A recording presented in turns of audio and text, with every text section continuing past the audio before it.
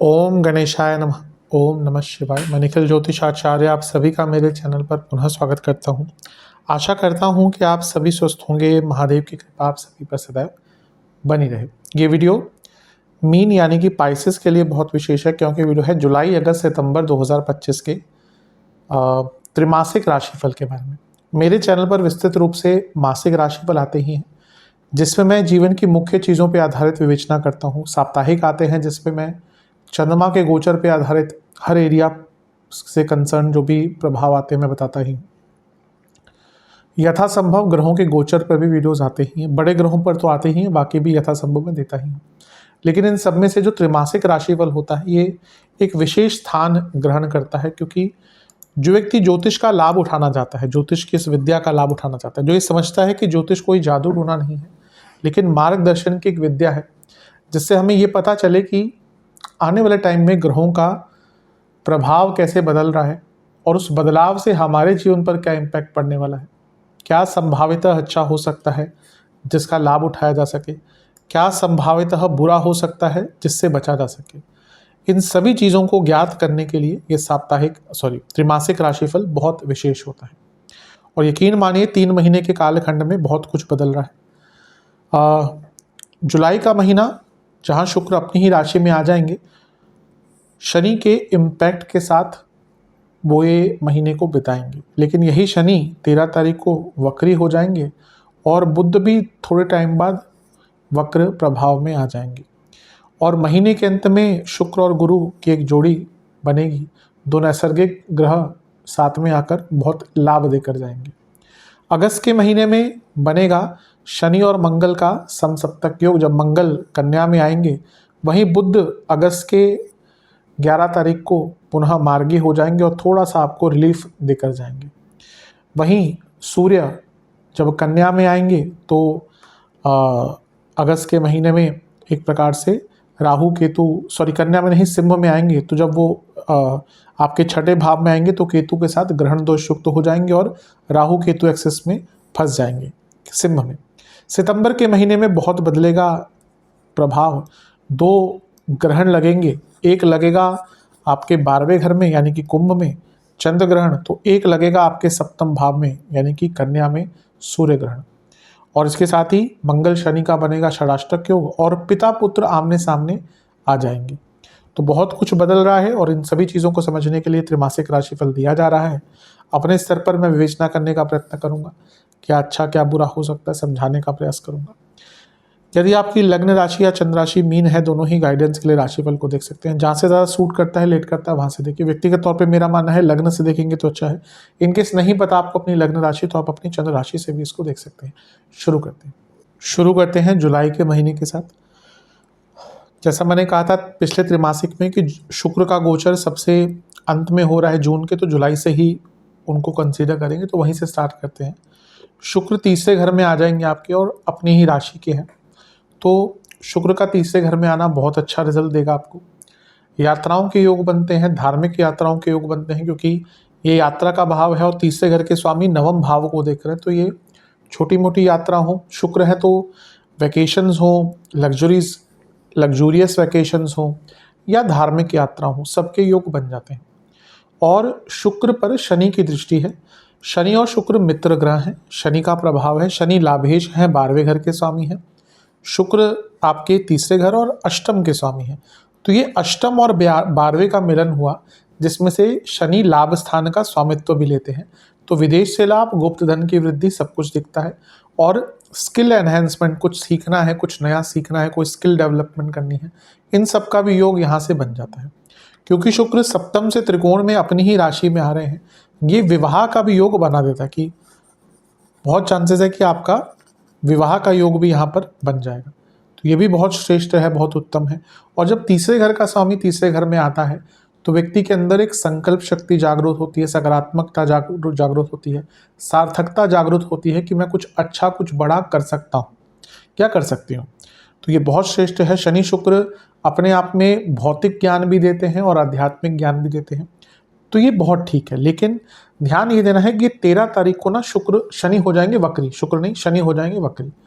अब उनका आपके लग्न में बैठकर क्या प्रभाव होगा इस पर तो मैं आऊँगा ही, लेकिन शनि का वक्र प्रभाव शुक्र पर, पहला तो मैरिड लाइफ में थोड़ी प्रॉब्लम आएगी क्योंकि शुक्र कारक हैं और सप्तम से त्रिकोण में बैठे हैं, और क्योंकि शुक्र अष्टमेश हैं तो कभी कभी बहुत इम्पल्सिवनेस आ जाएगी कि ये भी करना है, वो भी करना है, ये भी करना है, वो भी करना है। तो इस चीज़ से बचें और अपने कम्युनिकेशन पर बहुत ध्यान दें। वैसे तो ये शुक्र का गोचर आपके लिए अच्छा ही है, लेकिन ये जब वक्री शनि हो जाएंगे ना, वहाँ से थोड़ी सी चीज़ें बदलेंगी। वक्री शनि पे ही चलते हैं, आपके लग्न में ही आपके शनि वक्री हो रहे हैं और वो आपके 12वें घर के स्वामी हैं। सेहत पर तो मीन वालों के लिए थोड़ा सा नेगेटिव इम्पैक्ट आ ही रहा होगा। कई लोगों ने अनुभव किया होगा, डॉक्टर्स के चक्कर लगने हो, हॉस्पिटल्स जाना हो, 12वें घर के स्वामी है ना, खर्चे बढ़ने हो। अब शनि जब वक्री होते हैं ना, तो ये अपने आप में बड़ा टॉपिक है, मैं वीडियो बनाऊंगा ही वक्री शनि पर, क्योंकि बहुत टाइम तक वक्री रहने वाले हैं। अभी जुलाई में वक्री हो रहे हैं तो नवंबर तक वक्री रहेंगे, जुलाई, अगस्त, सितंबर, अक्टूबर, नवंबर, करीबन 4.5 महीने, तो बहुत लंबा कालखंड है। इसमें बहुत कुछ होगा, तो मैं इस पर विस्तृत वीडियो बनाऊंगा। लेकिन ओवरऑल देखा जाए, वक्री ग्रह थोड़ा सा बदलाव का मौका देता है। तो पहला तो सेहत को ठीक करने का अवसर देंगे। मैं ये नहीं कह रहा सेहत ठीक हो जाएगी, लेकिन मौका देंगे चीज़ों को ठीक करने का। आपको एक एहसास करवाएंगे कि भाई ये गलत कर रहे हो, यहाँ पे ठीक करना है, इन सब का एहसास आपको होगा। और क्योंकि शनि आपके यहाँ पर बैठ के तीसरे घर को देख रहे हैं, तो ये पराक्रम का भाव है, तो साहस, पराक्रम और हार्डवर्क साथ में मिलकर आप अपने व्यक्तित्व में, अपने जीवन की दिनचर्या में बदलाव ला पाएंगे। और कर्म भाव को भी देख रहे हैं, यानी कि कर्मठता भी बढ़ेगी, समझ आएगा कि क्या गलतियां कर रहे थे और उनको सुधारने का मौका मिलेगा। लेकिन सेहत को सुधारने का, मैं फिर से कह रहा हूँ, सेहत सुधरेगी नहीं, मतलब कि ऐसा नहीं कि ठीक हो जाएगी। आपको ये रियलाइज़ हो जाएगा कि भैया मुझे क्या क्या चीज़ बदलनी है, और लॉन्ग टर्म में उसका अच्छा इम्पैक्ट आएगा। पर सेहत को लेकर केयरफुल रहेगा। लेकिन उनका प्रभाव कारक पर भी है और भाव पर भी है। तो मैरिड लाइफ में तो जो प्रॉब्लम्स चल रही थी वो भी बढ़ेंगी, मैरिड लाइफ में कोई इसका अच्छा प्रभाव नहीं होगा। और ये जो शनि है, ये मंगल के इम्पैक्ट के साथ भी है, क्योंकि अंगारक दोष डालते मंगल शनि को देख रहे होंगे, तो गुस्सा काफ़ी बढ़ेगा। ऑलरेडी मीन वाले जातकों को गुस्से का अनुभव हो रहा होगा, और यहाँ पे जब ये शनि वक्री हो जाएंगे तो एग्रेशन बहुत बढ़ेगा। तो अपने एग्रेशन पर जितना नियंत्रण रख सकते हैं उतना आपके लिए अच्छा रहेगा। सूर्य कर्क में आ जाएंगे आपके पंचम भाव में, ये होगा 16 जुलाई को। आपके छठे घर के स्वामी हैं और आपके चौथे घर के स्वामी बुध के साथ उनकी युति होगी। बुध वक्री हो जाएंगे तो मैं बाद में आता हूँ, लेकिन छठे घर के स्वामी का अपने से 12वें में आना, यानी कि कोई लीगल प्रॉब्लम चल रही थी उसका निवारण हो सकता है। और यहाँ से उनका 11वें घर को देखना, यानी कि कुछ पैसा भी अगर फंसा हुआ था वो कार्य भी आपका पूर्ण होगा। बुध आदित्य योग बनेगा लंबे टाइम के लिए, क्योंकि बुध वक्री हो जाएंगे, तो थोड़ी बुद्धिमत्ता भी आपकी साथ देगी, थोड़ा सा अपने ऊपर विश्वास बढ़ेगा। स्टूडेंट्स के लिए बहुत अच्छा है। लेकिन 18 तारीख को बुध हो जाएंगे वक्री। वक्री बुध यानी कि उल्टी बुद्धि। कई शास्त्रों ने तो सीधा यही लिखा है कि वक्री बुद्धि यानी कि वक्री बुद्ध यानी कि वक्र बुद्धि, यानी कि उल्टी बुद्धि। अब ये कुछ हद तक सही भी है, कुछ हद तक गलत भी है। ऐसा नहीं कि वक्री बुद्ध बुरा ही होते हैं, लेकिन हाँ, पंचम में है तो ना बहुत विचार अलग अलग से आने शुरू हो जाएंगे आपके। एक तो बाधक हैं, लेकिन चौथे और सप्तम भाव के स्वामी हैं। अच्छा ये है क्योंकि सूर्य के साथ है और छठे घर के स्वामी हैं, तो कोई लीगल मैटर प्रॉपर्टी का चल रहा था वो सॉल्व हो सकता है, बिजनेस का चल रहा था वो सॉल्व हो सकता है। लेकिन यहाँ पे थोड़ा सा ना जल्दबाजी भी आ जाएगी कि मुझे अभी प्रॉपर्टी में इन्वेस्ट करना है। तो अगर प्रॉपर्टी में इन्वेस्ट करना चाह रहे हैं तो मैं कहूँगा थोड़ा सा रुक जाइएगा, थोड़ा सा। 18 को बुध वक्री होंगे और 11 अगस्त तक वक्री रहेंगे, क्योंकि चतुर्थेश है, सप्तमेश है, थोड़ा सा रुक जाइएगा, क्योंकि यहाँ पे ना मे भी आप कुछ गलत निर्णय ले लें थोड़ा सा बिना सोचे समझे। और बिजनेस में भी कहूँगा कोई बहुत बड़े बदलाव एक साथ लाने का विचार मत कीजिएगा, अदरवाइज थोड़ा सा बुरा इम्पैक्ट होगा। वक्री बुध पंचम में है तो ये लव लाइफ पर भी एक नेगेटिव इम्पैक्ट डालता है। और सबसे केयरफुल तो उनको रहना जो महिलाएं गर्भवती हैं। सूर्य पंचम में, वक्री बुध पंचम में, ये गर्भवती महिलाओं के लिए अच्छा नहीं होता। अगर आप इस टाइम में कंसीविंग करने का प्रयास भी करेंगे तो भी प्रॉब्लम होगी ही, लेकिन ऑलरेडी अगर आप गर्भवती हैं तो केयरफुल रहिएगा। अब यहाँ पर शनि और बुध का त्रिकोणीय योग बन रहा है।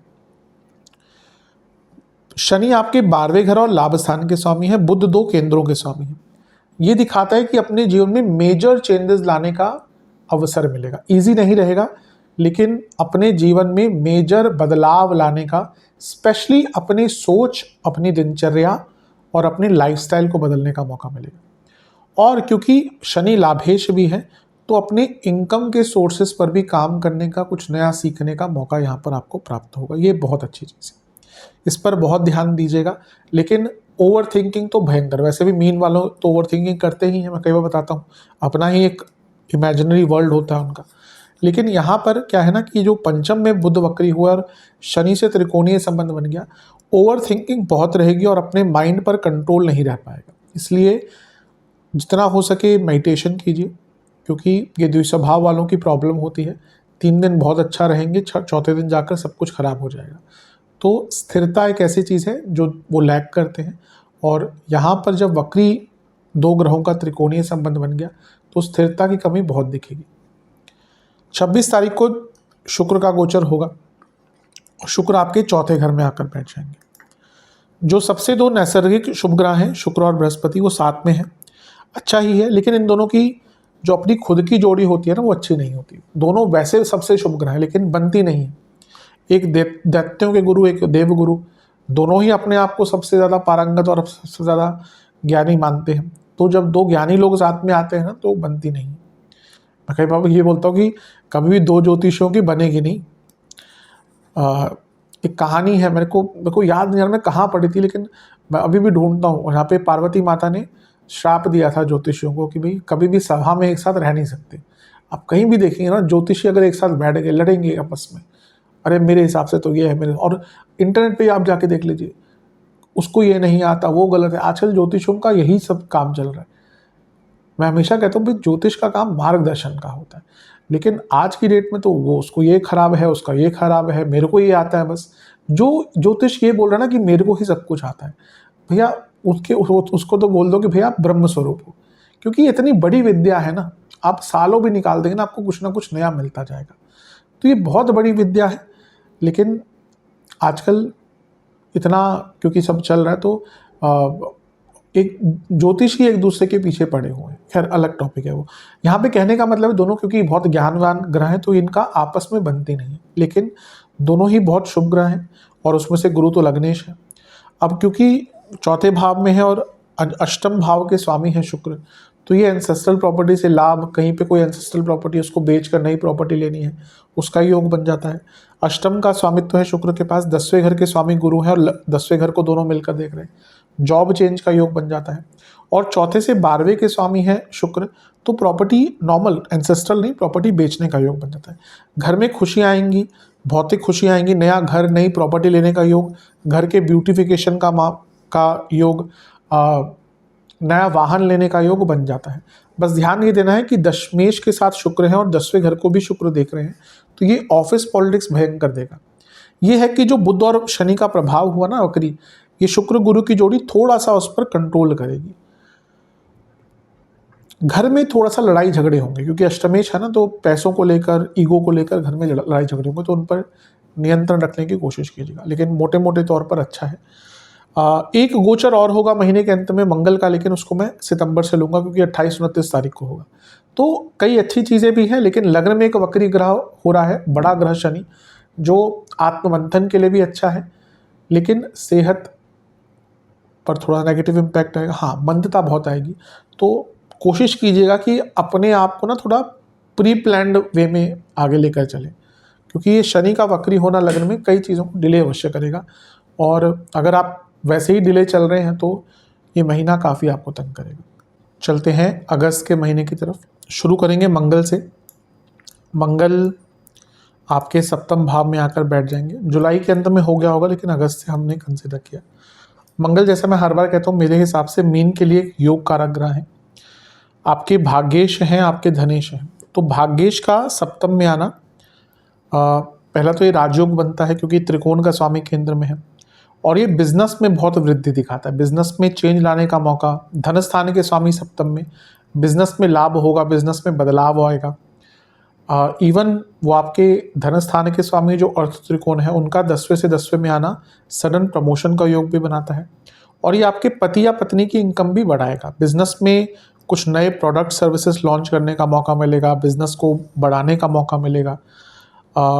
नेगेटिव ये हो सकता है अगर आपका बिजनेस पार्टनरशिप वाला है, क्योंकि वक्री शनि की दृष्टि है, शनि मंगल का समसप्तक योग बन रहा है। तो अगर आपका बिजनेस पार्टनरशिप वाला है तो आपके अपने पार्टनर से झगड़े हो सकते हैं, ये एक नेगेटिव इंडिकेशन है। लेकिन शनि क्या है, लाभेश है, मंगल क्या है, धनेश है। तो दोनों का समसप्तक योग पैसा अवश्य देकर जाएगा। रुका हुआ पैसा आ सकता है, जिस कार्य को बहुत टाइम से करना चाह रहे थे धन के मामले में वो कार्य पूर्ण हो सकता है। हमेशा कहता हूँ शनि मंगल कंस्ट्रक्टिव डिस्ट्रक्टिव दोनों होते हैं। तो यहाँ पे धन के मामले में चेंजेस ला पाएंगे, विदेश से पैसा आ पाएगा, बिजनेस में बदलाव ला पाएंगे, कार्य क्षेत्र में बदलाव ला पाएंगे। लेकिन डिस्ट्रक्टिव क्या है, सप्तम में मंगल आए तो क्या हुआ, मंगल दोष बना। और ये मंगल दोष तो आगे भी स्ट्रेच होगा क्योंकि अष्टम में आएंगे इसके बाद मंगल। शनि ऑलरेडी सप्तम को देख रहे थे, अब वक्री शनि और मंगल का समसप्तक योग ये मैरिड लाइफ में बहुत बहुत झगड़े करवाएगा। झगड़े की बात हो, अनिश्चितता की बात हो, कम्युनिकेशन गैप की बात हो, बहुत नेगेटिव एक टाइम मैरिड लाइफ में हो सकता है। इसका प्रभाव बहुत ज़्यादा आ सकता है। ऑलरेडी अगर दिक्कतें चल रही है मैरिड लाइफ में तो ये टाइम अच्छा नहीं जाएगा। मंगल का प्रभाव आपके 10वें घर पर भी होगा, तो कार्य क्षेत्र में आगे बढ़ पाएंगे, धन बढ़ेगा। वो 10वें से 12वें के स्वामी है, लग्न से नवम के। तो जॉब चेंज और ट्रांसफर्स का योग, लग्न को देख रहे हैं तो हिम्मत देंगे। शनि का प्रभाव है लग्न में, वक्री शनि का, मेहनत कर पाएंगे, बदलाव ला पाएंगे और प्रोडक्टिव बन पाएंगे। और मंगल अपने धन स्थान को ही देखेंगे जो उनकी खुद की राशि है, तो धन तो बढ़ेगा। ये मंगल का गोचर धन कारक है, धनदायक है, लेकिन मैरिड लाइफ पर इसका एक इम्पैक्ट बुरा होगा। सप्तम भाव मारक स्थान भी होता है, इंजरी आदि के, सर्जरी आदि के योग आपके यहाँ पे थोड़े से बन जाते हैं। 17 तारीख को राहु केतु का 11 तारीख को बुध मार्गी हो जाएंगे, तो ये अच्छा है। वक्री हुए थे, अब मार्गी हो जाएंगे तो चीज़ें थोड़ी सी ठीक होंगी। एक कंट्रोल माइंड पर वापस आएगा, कन्फ्यूजन जो हुई थी, कम्युनिकेशन गैप जो आए थे वो दूर होना शुरू हो जाएंगे। इवन लव लाइफ में भी जो दिक्कत थोड़ी सी रही होगी वक्री बुध के कारण वो भी सॉल्व होगी। 17 तारीख को राहु केतु एक्सेस में सूर्य आ जाएंगे। सूर्य कहाँ पे आ जाएंगे, छठे भाव में। छठे घर के सूर्य बहुत अच्छा रिजल्ट देते हैं और केतु भी छठे घर के बहुत अच्छा रिजल्ट देते हैं। तो एक प्रकार से सबके लिए जो ग्रहण दोष लग रहा है सूर्य केतु का अच्छा नहीं होगा, लेकिन मीन के लिए कहीं ना कहीं ये बहुत अच्छा इम्पैक्ट है। ये लीगल कार्यों में सफलता दिलाते हैं, कुछ आपका लिखा पढ़ी के काम, गवर्नमेंट के कार्य अटक रहे थे उसमें सफलता दिलाते हैं। कंपटीशन के लिए दोनों बहुत अच्छे हैं। सप्तम से 12वें में आप अपने बिजनेस में बहुत टाइम से कुछ चेंज लाना चाहते थे, ये करना है, ये करना है, करना है, नहीं कर पा रहे थे, वो कर पाएंगे। छठा घर अर्थ त्रिकोण है, करियर का एक भाव है। यहाँ से केतु 10वें घर को देख रहे हो, सूर्य के प्रभाव में है। ये प्रमोशन का योग भी बनाता है, कार्य क्षेत्र में प्रोडक्टिविटी का योग भी बनाता है, अपने दुश्मनों पर हावी होने का योग भी बनाता है। तो ये सूर्य केतु का जो ग्रहण दोष है ये आपके लिए बहुत अच्छा है। मैं अंतिम वीडियो पे हूँ तो सबके लिए उतना अच्छा नहीं आया ये, लेकिन आपके लिए कहीं ना कहीं जो ग्रहण दोष है बहुत अच्छा है। ये जैसा मैंने कहा ना, एक प्रोडक्टिविटी, एक अभिलाषा, कुछ अच्छे करने की, सार्थकता, संकल्प शक्ति, हर चीज़ में वृद्धि करने वाला, तो आपके लिए ये बहुत अच्छा है। 21 तारीख को शुक्र का गोचर होगा और वो पंचम भाव में आकर बैठ जाएंगे। अब उनकी जोड़ी 9 दिन के लिए यहाँ पे बुध के साथ होगी। आपके तीसरे घर और अष्टम के स्वामी हैं और पंचम में आके सोच बदलेंगे, क्योंकि पहला तो अष्टम के स्वामी है और बुध के साथ है। ये सोच बदलने वाला मौका होगा। यहाँ पे आप देखेंगे ना, आपका जो सोचने का पर्सपेक्टिव है, पूरे जीवन जीने का जो तरीका है वो थोड़ा सा बदल जाएगा। स्टूडेंट्स के लिए बहुत अच्छा है। अष्टमेश है शुक्र, तो रिसर्च बेस्ड स्टूडेंट्स के लिए अच्छा है। सप्तम से 11वें के स्वामी है, पंचम से 11वें के स्वामी है शुक्र, तो जो स्टूडेंट्स अपने लिए जॉब ढूंढ रहे थे उनके लिए भी अच्छा। और यहाँ पे पंचम में शुक्र का आना, बुध के साथ जोड़ी बनाना, नया रिलेशनशिप भी स्टार्ट हो सकता है। रिलेशनशिप में जो प्रॉब्लम्स आई थी वो भी सॉल्व हो सकती हैं। और क्योंकि बुध सप्तमेश हैं, शुक्र के साथ बैठे हैं, जो लोग रिलेशनशिप से मैरिड लाइफ की तरफ बढ़ना चाहते हैं उनके लिए भी अच्छा है।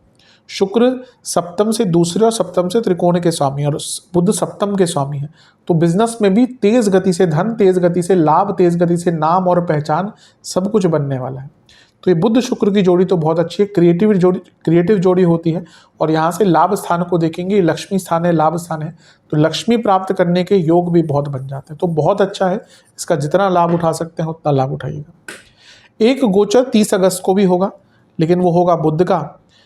क्योंकि वो एकदम अंतिम तारीख पे है तो सितंबर के महीने से उसको मैं कंसिडर करूँगा। तो ओवरऑल देखा जाए ये महीना काफ़ी अच्छा है, कई चीज़ें इसमें बदलेंगी, कुछ अच्छा भी होगा कुछ बुरा भी होगा। हाँ, ये है कि जो थोड़ा सा बदलाव ज़्यादा जुलाई के महीने में हुआ था, अगस्त में आके थोड़ी सी स्थिरता अवश्य देखने को मिलेगी। मैरिड लाइफ पर ध्यान दीजिएगा। और मंगल का प्रभाव लग्न पर है, वक्री शनि, गुस्सा फ्रस्ट्रेशन बहुत रहेगी, उस पर भी निरंतरता से आपको कंट्रोल करना है। चलते हैं सितंबर के महीने की तरफ। सितंबर का महीना भी श्रेष्ठ है, 2 ग्रहण लग रहे हैं, बदलाव तो आएंगे। बुध से ही स्टार्ट करते हैं। 30 अगस्त को बुध छठे घर में आ गए थे और 15 दिन तक आपके छठे घर का ही प्रभाव देंगे। तो यहाँ पे बुध, केतु और सूर्य 3 ग्रहों की जोड़ी लग गई है। छठे घर के बुध अच्छा रिजल्ट देते हैं। 7वें घर के स्वामी अपने से 12वें में बैठे हैं और अपने से 12वें घर के स्वामी यानी कि सूर्य के साथ बैठे हैं। ये बिजनेस में खर्चा दिखा रहा है, लेकिन ये ऐसा खर्चा होगा जो या तो टेक्नोलॉजी पे होगा, अपने बिजनेस के डेवलपमेंट पे होगा, बिजनेस पे मेजर चेंजेस लाने के लिए होगा और लीगल ट्रबल से निकलने के लिए होगा। अगर कोई लीगल ट्रबल्स चल रही है तो उनसे निकलने का मौका मिलेगा। हाँ, ये है कि सप्तमेश अपने से 12वें में, तो बिजनेस में कुछ व्यर्थ के खर्चे भी होंगे, उनसे आपको बच के रहना है। प्रॉब्लम है कि मंगल सप्तम में है, सप्तम पर शनि का इम्पैक्ट है, मंगल का अगला गोचर भी मंगल दोष है, सप्तमेश अपने से 12वें में और अपने से 12वें घर के स्वामी सूर्य के साथ है। ये प्रॉपर मैरिड लाइफ में प्रॉब्लम्स का योग दिखता है। और ये इवन अगर देखिए शनि को भी बहुत टाइम हो गया, इससे पहले केतु थे सप्तम में, तो ऑलरेडी कई मीन वाले जातकों की मैरिड लाइफ में प्रॉब्लम्स आ रही होगी। ये वो टाइम है जब इवन सेपरेशन की तरफ चीज़ें बढ़ती हैं, क्योंकि छठे घर का इन्वॉल्वमेंट है, सूर्य का इन्वॉल्वमेंट, बुध का इन्वॉल्वमेंट, लीगैलिटी सब कुछ दिख रहा है ना। प्रॉब्लम्स तो आती है मैरिड लाइफ में, लेकिन लीगैलिटी तो तब आती है जब कुछ ऐसे फैक्टर्स आए जहाँ पे हम कहते हैं कि डाइवोर्स हो सकता है। तो ये महीना सितंबर का डाइवोर्स की तरफ चीज़ें जाने की संभावना बहुत बढ़ जाती है। केयरफुल रहेगा, लेकिन अपने आप में छठे घर के बुध लीगल चीज़ों में, कार्य क्षेत्र में सफलता देते हैं। अब बुध आदित्य योग बना है, स्टूडेंट्स के लिए अच्छा है। केतु सप्तम में, सूर्य स्टूडेंट्स के लिए अच्छे हैं, कंपटीशन के लिए अच्छे हैं, प्रॉब्लम सॉल्विंग आइडियाज़ आएंगे, प्रॉब्लम से निकलने का मौका मिलेगा। लेकिन मैरिड लाइफ पर इसका नेगेटिव इम्पैक्ट पड़ सकता है। 7 तारीख को ग्रहण लगेगा। कौन सा ग्रहण लगेगा? चंद्र ग्रहण लगेगा। कहाँ पे लगेगा? 12वें घर में लगेगा। चंद्र ग्रहण लगता है पूर्णिमा को और सूर्य ग्रहण लगता है अमावस्या को। तो 12वें घर में लगेगा आपके ग्रहण। अच्छा बुरा दोनों होता है। अच्छा, बहुत सारे बदलाव जो नहीं ला पा रहे थे, ये सितंबर का जो ग्रहण है, पहला तो भैया आपको ये रियलाइज़ कराएगा कि क्या गलती हो रही थी, कि आप अपने आप में चेंजेस क्यों नहीं ला पा रहे, प्रॉब्लम्स समझाएगा और फिर वो बदलाव लाने का मौका भी देगा। एक और अच्छी चीज़ है कि कोई डिजीज़ का डायग्नोसिस नहीं हो रहा था, डिजीज़ समझ नहीं आ रही थी, वो समझ आ पाएगी और इलाज भी मिल पाएगा। लेकिन अपने आप पे 12वें घर का जो ग्रहण है, ये व्यक्ति को, और चंद्र ग्रहण है, ये व्यक्ति को परेशान बहुत करता है मानसिक रूप से ना। एक बहुत इनसिक्योरिटी की भावना आपको आना शुरू हो जाएगी। और एक तो मैंने कहा जिनका डिजीज़ का डायग्नोसिस नहीं हो रहा था, लेकिन अपने आप में ये थोड़ा सा रोग के लिए अच्छा नहीं है। कुछ लोग जो ठीक ठाक हैं उनको यहाँ पर रोग, हेल्थ इश्यूज अचानक से आ सकते हैं। ओवर थिंकिंग बहुत रहेगी अपने माइंड पर, क्योंकि चंद्रमा पर ग्रहण लग रहा है। चंद्र ग्रहण का प्रभाव करीबन 1 महीने तक रहता है। तो ये 7 तारीख के बाद मानसिक स्तर पर बहुत ध्यान, और चंद्रमा आपके पंचमेश भी है, तो बहुत अनिश्चितता, इनसिक्योरिटीज़, वेवर्ड थिंकिंग, चीज़ों को समझ नहीं पाना, बहुत ज़्यादा ओवर एनालाइज कर देना, ये सारी चीज़ें बहुत तंग करेंगी। 13 सितंबर को मंगल का गोचर होगा फिर से, और मंगल आ जाएंगे आपके अष्टम भाव में। अब अष्टम के मंगल ठीक ठाक, बहुत अच्छे भी नहीं होते, बहुत बुरे भी नहीं होते। अच्छी चीज़ों की पहले बात करते हैं।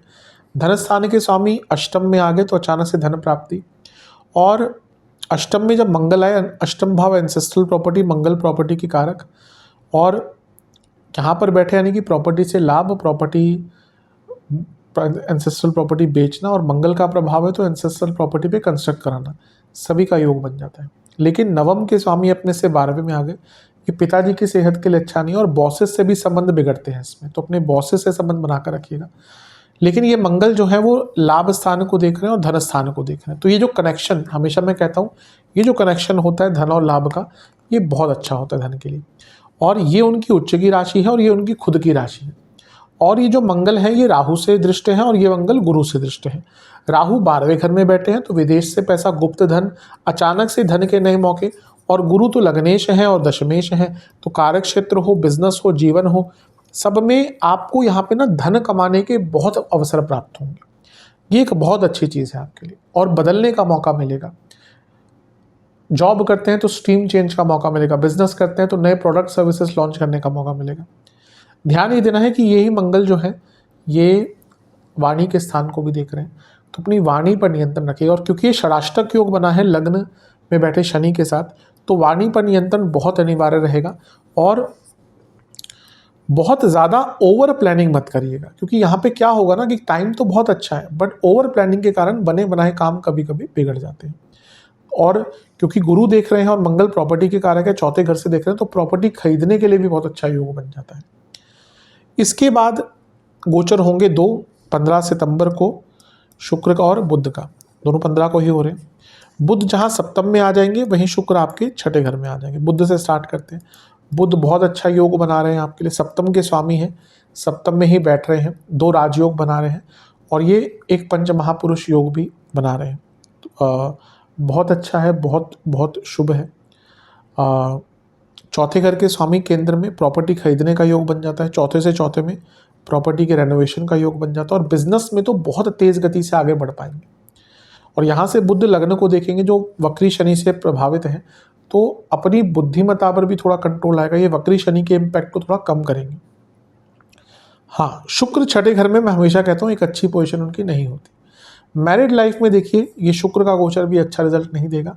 विपरीत राजयोग बना रहे हैं, तो कई सरकारी कार्य, कई रुके हुए कार्य पूर्ण हो सकते हैं, विदेश के कार्य पूर्ण हो सकते हैं, कोई स्किल नई सीखनी है, कुछ नया सीखना है, बहुत बहुत अच्छा उसके लिए योग है। क्योंकि शुक्र तीसरे घर के स्वामी है, यहाँ पे केतु के साथ बैठेंगे, सूर्य तो निकल जाएंगे अभी 2 दिन में, लेकिन केतु के साथ बैठे, कुछ स्किल एनहांसमेंट है, कंपटीशन।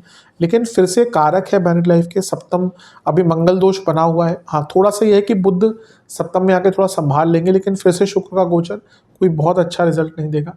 कि सितंबर का महीना ओवरवर्क बहुत रहेगा, और उसके कारण भी मेंटली फिजिकली टायर्ड बहुत फील करेंगे। लेकिन विपरीत राजयोग कहीं ना कहीं करियर हो, बिजनेस हो, लीगल कार्य हो, उसमें कई कार्यों को पूर्ण आपके करेगा। इसके बाद 17 तारीख को सूर्य का गोचर होगा, और सूर्य आपके सप्तम भाव में आ जाएंगे। अब कभी कभी मैं कमेंट्स पढ़ता हूँ, लोग बोलते हैं कि आप मैरिड लाइफ के बारे में इतने टाइम से बुरा बता रहे हैं। देखिए, मेरे हाथ में अगर होता तो मैं तो कहूँ रोज़ अच्छा है सब कुछ आपके लिए, लेकिन प्रॉब्लम यह है कि जो ग्रहों की स्थिति बताएगी मैं वही बताता हूँ। आप जब जो मेरा चैनल देख रहे हैं, नए लोग आ सकते हैं, वो बोल सकते हैं कुछ भी, जो रेगुलरली मेरा चैनल देखते हैं, आज मेरे को भी शायद 4 साल हो चुके हैं, वो जानते हैं कि मैं बिना किसी तथ्य के या बिना किसी रीज़न के कुछ नहीं बोलता। अगर मैं बताता हूँ कि कुछ अच्छा हो रहा है तो उसका भी रीज़न होता है, बुरा होता है उसका रीज़न। हाँ, हो सकता है सबके जीवन में वैसा अप्लाई ना हो क्योंकि राशिफल है, लेकिन अगर कुछ बुरा दिख रहा है वो बताना तो मेरा कार्य है एज ए ज्योतिष। तो मैरिड लाइफ के लिए ऑलरेडी मैंने कहा मंगल दोष बना हुआ है। अब सप्तम भाव देखिए पाप कर्तरी योग में है, एक साइड मंगल है, एक साइड केतु है। शनि देख रहे हैं जो वक्री भी है, कोई बहुत अच्छी स्थिति नहीं है। और सप्तम से 12वें के स्वामी सूर्य सप्तम में आ गए, और सूर्य अपने आप में विच्छेदीकरण करने वाले ग्रह हैं, दूर करने वाले ग्रह हैं। सेपरेशन का अगर देखिए मैरिड लाइफ में बहुत प्रॉब्लम चल रही है आपकी, एक पैटर्न देखता हूं मैं कि ना, और 3 साल से देख रहा हूं मैं। पहले जब मेष और तुला में राहु केतु थे, सबसे ज़्यादा मैरिड लाइफ में प्रॉब्लम्स उनके आ रही थी। फिर मीन और कन्या में तो उनकी प्रॉब्लम। अब क्या है कि शनि का प्रभाव सप्तम पर पड़ रहा है मीन के लिए, और कन्या के लिए भी पड़ रहा है, क्योंकि कन्या के लिए वो सप्तम में होंगे और आपके लिए सप्तम को देखेंगे मीन को। तो यहाँ पे सबसे ज़्यादा प्रॉब्लम्स आ रही है मैरिड लाइफ में। तो ऑलरेडी अगर दिक्कतें चल रही हैं तो अगस्त सितंबर में बहुत प्रॉब्लम बढ़ेंगी, और कई लोग इवन सेपरेशन डाइवोर्स की तरफ भी जा सकते हैं। अगर आप चाहते हैं कि भाई, खैर ये तो पर्सनल निर्णय होता है, लेकिन अगर आप चाहते हैं कि डाइवोर्स की तरफ चीज़ें ना बढ़ें तो कोशिश ये करनी है कि संयम दिखाना और ये टाइम काट लेना है। हाँ, ये है कि सप्तम से 12वें के स्वामी पुनः ये बिजनेस के लिए पूरे ही 3 महीने स्पेशली अगस्त सितंबर दिख रहा है कि आपके बिजनेस में मेजर चेंजेस आने वाले हैं। आप बहुत आधुनिकीकरण से की बात कर लीजिए, नई चीज़ों की बात कर लीजिए, नए लोगों की बात कर लीजिए, इन्वॉल्व करेंगे, लेकिन मैरिड लाइफ पर बुरा प्रभाव है। और ये सब तो हो ही रहा है, लेकिन सूर्य ग्रहण भी लग जाएगा आपके सप्तम भाव में ही। कब लगेगा? 21 तारीख को, जब अमावस्या होगी। अब देखिए इतना कुछ हुआ और अब ग्रहण भी लग रहा है आपके, तो इसलिए मैरिड लाइफ के लिए अच्छा टाइम नहीं है। अपनी इमेज को लेकर भी थोड़ा कॉन्शियस रहेगा, सप्तम में ग्रहण लग रहा है। अगर आप बहुत पॉपुलर हैं तो बहुत ज़्यादा ध्यान दीजिएगा, लेकिन हाँ, बिजनेस में फिर से बिजनेस में ग्रहण लगना यानी कि आपको कई चीज़ें रियलाइज़ होगी, समझ आएगी, चेंजेस ला पाएंगे। लेकिन मैरिड लाइफ पर अभी ऑलरेडी इतना कुछ चल रहा, मैंने समझाया पाप कर त्रियादि, और ये सब होना मैरिड लाइफ के लिए अच्छा नहीं। और क्योंकि यहाँ से सारे ग्रहों का प्रभाव लग्न पर होगा, तो हेल्थ पर भी सितंबर के महीने में अंत में बहुत केयरफुल रहेगा। तो मैरिड लाइफ के लिए तो पुनः कहूँगा काफ़ी ध्यान आपको देना पड़ेगा। मोटे मोटे तौर पर सितंबर का महीना बदलाव बहुत लाएगा, कुछ अच्छा है धन के मामले में, बिजनेस के मामले में, वहीं मैरिड लाइफ आदि के लिए थोड़ा सा नेगेटिव है। करियर में भी ठीक ठाक ही है, कोई बहुत बुरा नहीं है। गुरु देखते रहेंगे 10वें घर को, 6ठे घर में शुक्र केतु आ गए तो काम अच्छा होगा, लेकिन ऑफिस पॉलिटिक्स थोड़ी सी रहेगी। जॉब बदलने के लिए कहीं ना कहीं ये सितंबर का महीना आपका अच्छा है। 10वें में ग्रहण लग गया, अगर प्रमोशन आदि की बात आपकी इस ग्रहण से 21 तारीख से पहले चलती है तो चांसेस हैं, लेकिन हो सकता है कि अगर उसके बाद हो जाए तो डिले हो सकता है या फिर प्रमोशन हो ही ना। तो मिश्रित सा दिख रहा है, जो अच्छी चीज़ें हैं उनका लाभ उठाइएगा, जो बुरी चीज़ें हैं उनसे बच के रहिएगा। उपाय की बात कर लेते हैं। ये उपाय आपको एक बार ही करने हैं। पहला है किसी भी मंदिर में सतनाजे का दान करना है, 7 प्रकार के अनाज पैकेट्स मिल जाते हैं मार्केट में। दूसरा है किसी भी गौशाला में फलों का दान करें ताकि गौमाता फलों का सेवन कर सके। तीसरा है केले के पेड़ की जड़ में पानी देना है जिसमें हल्दी मिली हो, और वहीं पर बैठकर ओम गुरुवे नमः मंत्र का 108 बार जाप करना है। एक पात्र में जल, गंगा जल, इत्र और गुलाब जल मिलाकर शिवलिंग का अभिषेक करना है, और वहीं पर बैठकर आपको ओम नागेंद्र हाराय नमः मंत्र का 108 बार जाप करना है, और भैरव जी के मंदिर जाकर एक 4 मुखी सरसों के तेल का दिया अर्पण करना है। वहीं पर बैठकर भैरव चालीसा का 4 बार पाठ करना है। इनकेस आपके आसपास कोई भैरव जी का मंदिर नहीं है तो आप अपने घर में ही उनका स्मरण कर ये उपाय कर सकते हैं। आशा करता हूँ वीडियो काम आएगी। चैनल पर नए हैं सब्सक्राइब कीजिए, वीडियो को लाइक कीजिए। मिलता हूँ आप सभी से अगली वीडियो में, तब तक के लिए ओम नमः शिवाय।